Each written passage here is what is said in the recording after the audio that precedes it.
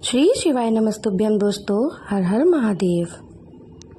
मैनपुरी उत्तर प्रदेश में चल रही तप शिव महापुराण की कथा 24 जुलाई तीसरे दिन की कथा आज पूर्ण हो चुकी है। ये कथा 22 जुलाई से 28 जुलाई तक चलने वाली है, जिसका आनंद आप आस्था चैनल और यूट्यूब चैनल पर दोपहर 2 बजे से 5 बजे तक प्राप्त कर सकते हैं। आज की कथा में गुरुजी ने सावन अधिक मास शिवरात्रि में किया जाने वाला बिल्कुल नया उपाय बताया है, जिसे करने से आप जो चाहोगे वो आपको 33 कोटि देवी देवता प्रदान कर देते हैं।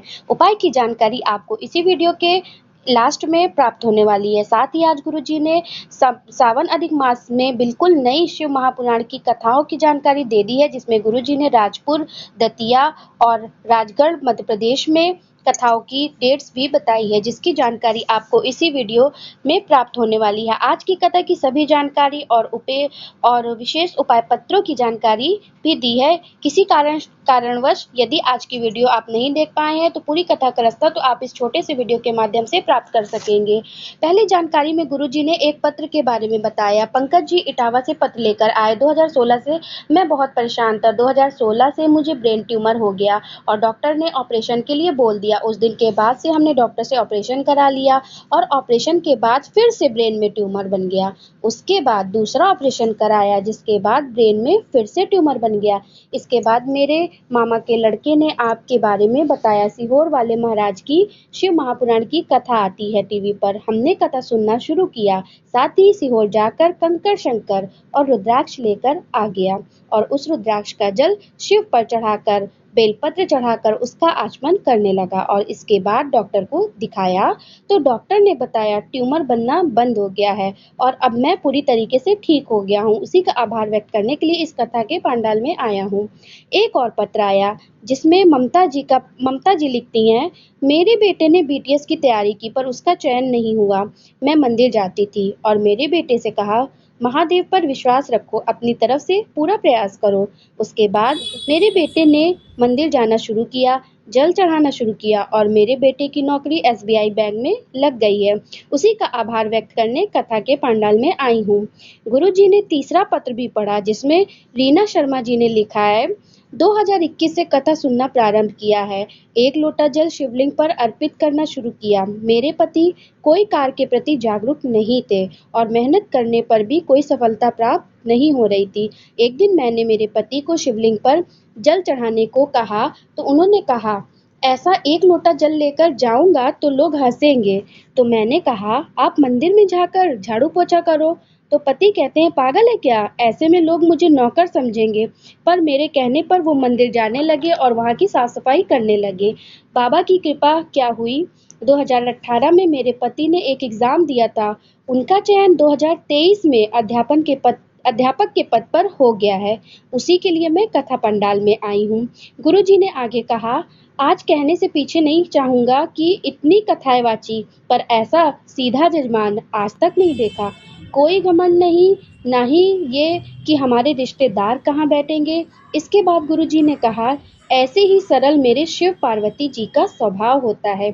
इसके साथ ही मैनपुरी में रहने वाले को बहुत आभार व्यक्त किया और कहा कि यहाँ पर कई भंडारे चल रहे हैं। शिव भक्तों की सेवा करने में मैनपुरी के सभी लोगों ने जो आगे बढ़कर कार्य किया है वो देखकर मैं नतमस्तक हूँ। आपको आभार व्यक्त करना चाहता हूँ। गुरुजी को मैनपुरी कथा वाचने में और व्यवस्थाओं को देखकर बहुत आनंद की प्राप्ति हुई है। आज की कथा में गुरुजी ने बहुत ही उपयोगी जानकारी दी है। गुरुजी ने कहा, पुष्कर की कथा के बाद अलवर में कथा हुई, उसके बाद मैनपुरी में चल रही है, इसके बाद रायपुर छत्तीसगढ़ में होगी, फिर उसके बाद दतिया में होगी और आगे उसके बाद राजगढ़ में होगी। राजगढ़ में रहने वाले सभी को मेरी तरफ से बहुत बहुत शुभकामनाएं। यदि आपके क्षेत्र में कथा होने वाली है, आप यदि राजगढ़ या दतिया से हैं तो कमेंट के जरिए हमारे गुरुजी ने कहा, यदि आपको कोई शेयर दोस्त बोलता है चल मदिरा का सेवन करे या कोई नशा करे तो आपको उसे ये नहीं बोलना है कि मैं नहीं पीता, क्योंकि जब आपके घर का कोई सदस्य अगर कोई ऐसी बात बोल दे जो आपको पसंद नहीं आती तो परिवार वालों से आप कैसे लड़ते हो कैसा गुस्सा करते हो। उसी प्रकार यदि कोई दोस्त आपके शरीर को नुकसान पहुंचाना चाह रहा है तो उससे इतने प्यार से ही क्यों बोल देते हो कि नहीं पीता, बल्कि उस पर भी ऐसा गुस्सा हो जाइए कि वो ऐसा दोबारा बोलने से पहले 1000 बार सोचे। क्योंकि जब आप अपनी बाइक या कार में पेट्रोल के अलावा कुछ नहीं डालते, नाली के कीचड़ का पानी नहीं डालते, तो इस करोड़ों के शरीर में नशों की चीजें क्यों डाल रहे हो। इसके बाद गुरुजी ने कहा, यहाँ कथा पंडाल में जो लोग बैठे हैं, जो मदिरा का सेवन करते हैं या नशा का सेवन करते हैं, तो उन्हें यहाँ कथा पंडाल में बैठे बैठे सावन अधिक मास की सोमवार तिथि को एक संकल्प कर लेना है, मैं इस शरीर में अब कभी भी कोई गलत चीज नहीं डालूंगा, नशा और मदिरा का सेवन आज से बंद कर दूंगा। ऐसा संकल्प आज सभी को लेना है।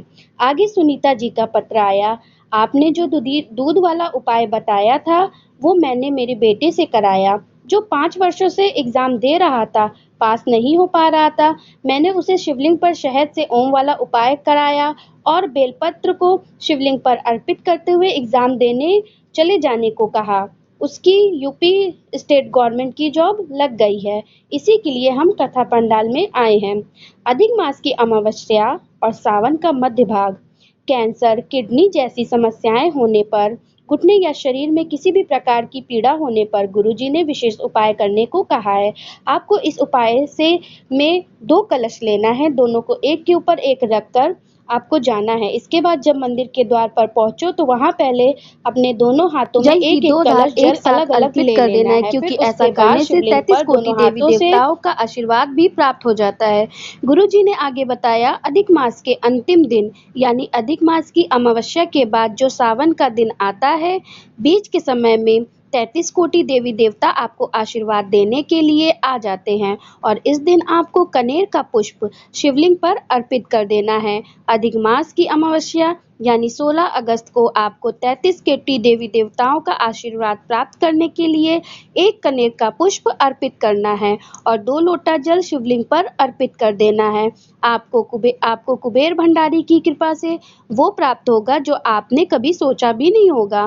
गुरुजी ने कहा, आपको ये भी प्रयास करना है, कनेर का पुष्प तोड़कर लोगों को देना है ताकि वो इसे शिवलिंग पर अर्पित कर सकें। ये सावन अधिक मास की शिवरात्रि का सबसे अच्छा और नया उपाय है।